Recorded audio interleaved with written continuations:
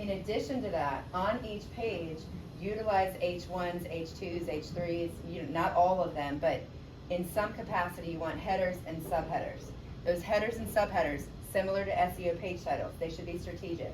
You want them to draw the reader in. If it's just boutique marketing agency, that's boring, right? But maybe you have a great catchy header and then a subheader that says something like about how we're a really cool boutique agency, right?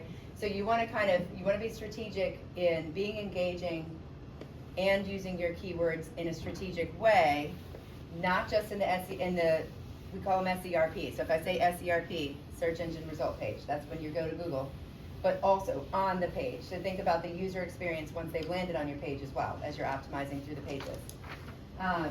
In addition to that, you guys have probably heard, if you Google SEO, it's going to tell you that links are important. They are important. They're not as important as great content though, okay? So don't get so obsessed with links that you forget to create a great website with great content that's engaging. But yes, links are important. You want external links and internal links.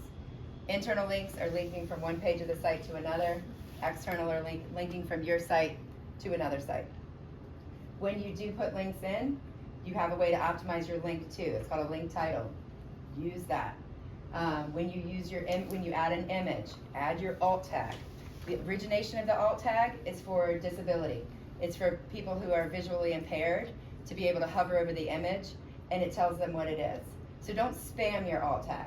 If it's a picture of a tree, don't say boutique marketing agency Raleigh, right? Or boutique marketing agency Heritage Wake Forest, right? It's a tree, right? So you could say something, you could use to the best of your knowledge. You do want to think about the visually impaired person, but if there's a way to kind of work your keyword that you're focusing on into that image, do it, right? And that visually impaired person's probably going to laugh a little bit and go, I know what they're doing, but that's okay.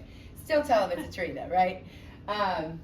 Keep the keyword in mind when creating and editing the content. So when I say keep it in mind, I do not mean use it in every single sentence. That is annoying, first of all. As a user, you can tell when people have done it, it's stupid, it's annoying, right? We don't like it. But guess what? Google's been listening to us for years. Google knows it's annoying and they'll flag you, right? So you want to use natural language. You want to write in a creative and engaging way, but you do want to weave your keyword in there. At least it depends on the length of your content. You want to think about keyword density. So if you have this much content and you have your keyword 5 times, that's going to be annoying and spammy, right? If you have this much content, you probably should have it in there about 5 times, right?